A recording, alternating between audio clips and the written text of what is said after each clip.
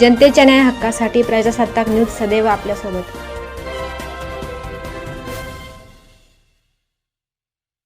संगमनेर खुर्द येथील सूरज सूर्यभान शिंदे वय 36 या युवकाचा संशयास्पद मृत्यू हा अपघात की घातपात हा प्रश्न 36 तास उलटून गेल्यानंतरही अनुत्तरित आहे।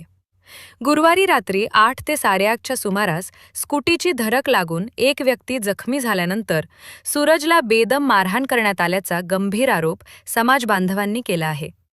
या मारहाणीतच सूरजचा मृत्यू झाल्याचा दावा करत न्यायासाठी वैदू समाज रस्त्यावर उतरला आहे। जोपर्यंत सूरजला न्याय मिळत नाही तोपर्यंत त्याच्या मृतदेहावर अंत्यसंस्कार करणार नाही अशी भूमिका समाज बांधव आणि कुटुंबियांनी घेतली आहे। नाशिक येथून शवविच्छेदनानंतर शुक्रवारी सायंकाळी सूरजचा मृतदेह संगमनेर शहर पोलीस ठाण्यासमोर आणण्यात आला। यावेळी हजारोंच्या संख्येने समाज बांधव रात्रभर तिथेच ठिय्या देत तसेच आज सकाळी बातमी घेईपर्यंत न्यायाच्या प्रतीक्षेत उभे राहिले। एकीकडे तपासासाठी 3 दिवसाची मुदत मागत शवविच्छेदन अहवाल आल्यानंतरच रीतसर गुन्हा दाखल करण्याच्या आपल्या भूमिकेवर ठाम असलेले पोलीस निरीक्षक समीर बारोकर तर दुसरीकडे समाज न्यायाच्या भूमिकेवर ठाम हेच या घटनेचे विदारक वास्तव ठरले। जोपर्यंत गुन्हा दाखल करून आरोपी अटक होत नाहीत तोपर्यंत हा उद्रेक थांबणार नाही असा थेट इशारा देण्यात आला आहे। रात्री आम्ही 7:30 वाजेपासून इथं झोपलेले, अजून आम्हाला न्याय भेटत नाही। PSI म्हणते आहे आरोपीला आम्ही अटक केलेले पण तरी अजून फिर्याद घेतलेले नाहीये, अजून दाखल केलेले नाही गुन्हा दाखलला त्याला। हे कोणचा न्याय आहे? गरीब लोक आहे म्हणून आमच्याकडे न्याय भेटत नाही का? प्रूफ दिले सुद्धा, सिटी फुटेज दिलेले सुद्धा तरी अजून आरोपीला अटक करत नाही। काय याचं कारण काय आहे? आम्ही गरीब लोक आहे म्हणून आम्ही गावागावात जातो, पाठी घेऊन जातो, त्याच्यामुळे गरीब लोक आहे म्हणून आमच्यावर अत्याचार चालू आहे का? याचं उत्तर द्या आम्हाला। 38 तास झाले बॉडीला वास मारते बॉडी, याची कोण जिम्मेदारी घेणार आहे? तुमच्याकडून न्याय भेटत नसेल तर आम्हाला सांगा, आमच्या पद्धतीने आम्ही करून घेऊ। याची जिम्मेदारी प्रशासन राहील। तुम्ही काय करणार आहे? हाय का तुम्हाला काय न्याय द्यायला? काय काहीतरी राहिलं आमच्याकडे पाया पडत देतात, पाया पडतात, आमच्या पायावर पडतात तेव्हा आम्हाला म्हणतात मतदान द्या, मतदान द्या। आता आमची सगळी वाडी त्यांना दिलेली, आता कोणता आमदार खासदार आला आमच्याकडे विचारलंय का? आम्हाला 3 दिवस झाले आम्ही इथे बसलेले, रात्रंदिवस आमच्या मागे बसलेले आणि मला पाणी काहीच नाही झालं। आता एका तासात नाही बोलता